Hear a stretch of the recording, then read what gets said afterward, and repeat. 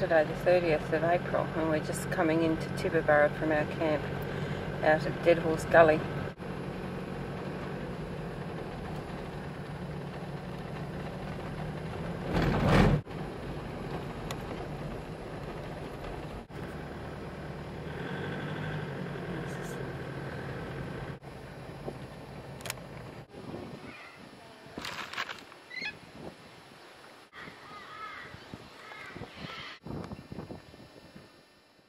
Inside the old shearing shed at Mount Wood Homestead, which is now part of National Parks. And I think I was reading somewhere at the heyday they sheared for 65,000 sheep. That was back in the 1890s. Just outside the shearing shed at Mount Wood. Now part of Sturt National Park.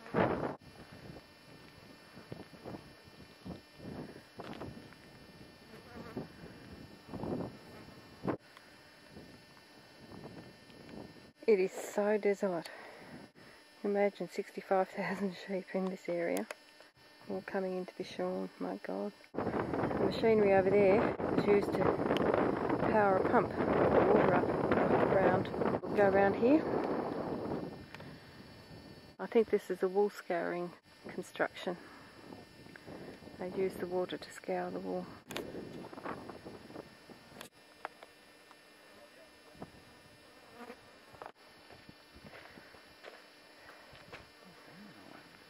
This is an old cane grass shed that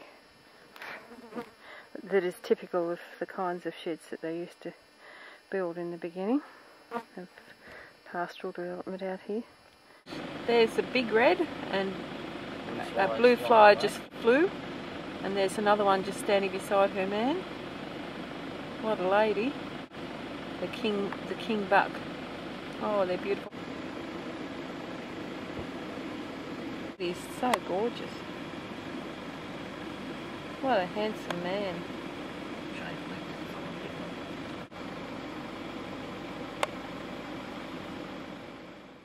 Come across to the gorge, look out.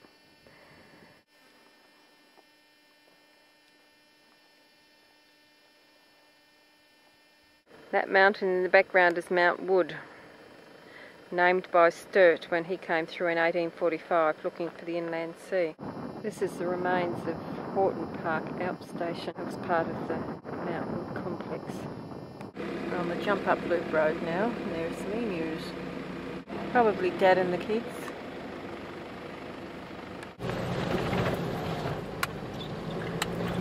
Alright, we've come up from down there. We're approaching the jump ups. Pretty stark country, isn't it?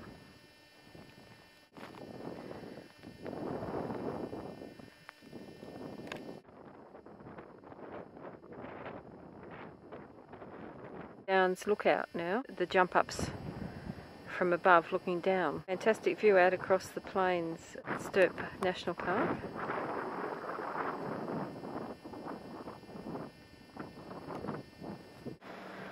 Queensland border. Norm's still back in New South Wales. I've walked across into Queensland. Oh, look at all the dust. I'm going to get covered. I'm on the other side. There he goes. That's what we leave behind us everywhere we go. And we're in the Bulloo Shire. We've decided we've had enough of Queensland. Now we'll go back. Oh, I better go and shut the gate. And we've got to go back to Tibooburra, 55 kilometres down the road. This is the Silver City Highway.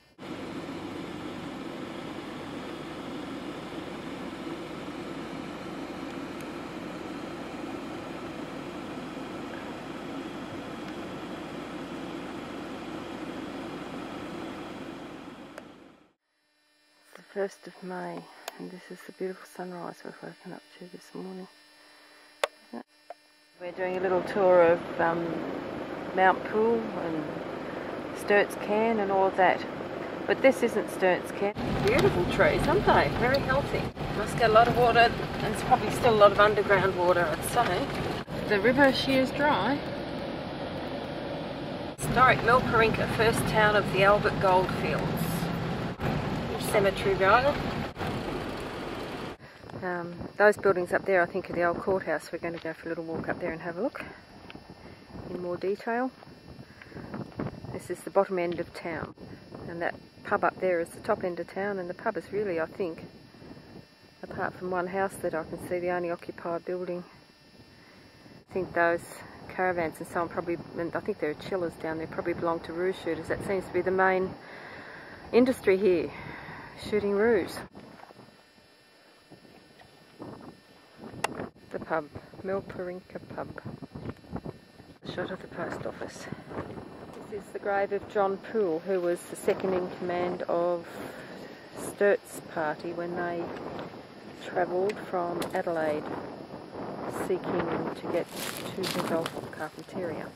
Ken says, to the memory of James Poole, second in command of Sturt's exploring party, died here on the 16th of July 1845. Down to the riverbed just down from Poole's grave.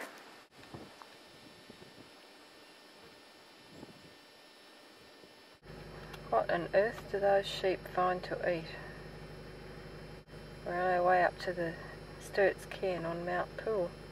This is the cairn that Sturt had his men build while they were forced to camp at Depot Glen from January, I think, till May or thereabouts, when they arrived here in the drought and heat and everything else of early 1845. The plaque on it says, "Little did I realise when I ordered the men to construct this cairn that I would be building a monument to Mr. Poole, whose lonely grave is overlooked by this cairn." How anyone survives out here is incredible. We've come up that path. Our car is parked right down the bottom. Sturt's Depot Glen and Poole's burial place are down the creek a little way. We think this is probably where the water hole was that sustained them for the 6 or so months that they were here, waiting for the rain, which came I think in June, July. When the rain came, Sturt continued on to Fort Grey. Half the men returned to Adelaide because they didn't have enough food for the whole party. I think there were 12 men. They were led by Poole, who was to take them back to Adelaide, but he died the day after they left the depot. And there's a replica of the whaler boat that Sturt carted all the way up with him from Adelaide looking for the inland sea. There was a water tank, they call them tanks, just there, and a couple of healthy live cows over there. So here's the poor fellow that didn't quite make it.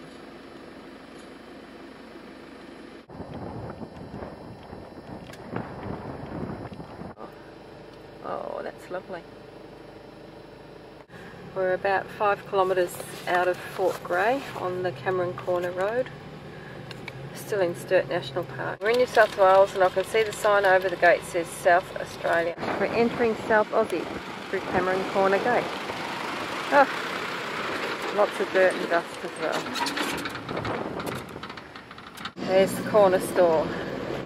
The dog fence going off into the distance. South Wales. Okay, where's Queensland? Queensland. Haha.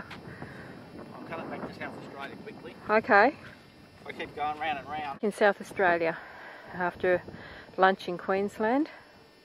Very nice steak sandwich at Cameron Corner, cooked by Bill.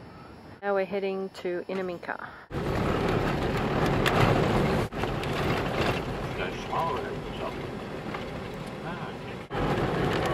We're almost at Moomba. We're going past this amazing looking contraption. We've already been past one. 4 kilometres out of Innaminka. I wouldn't believe there's a river 4 kilometres away, would you? The Cooper Creek we're heading for. Innaminka. The Cooper. Just up from Innaminka. Haven't we got a beaut spot? We're here for 3 days, I think, or until Ken and Caroline and their mob catch up with us.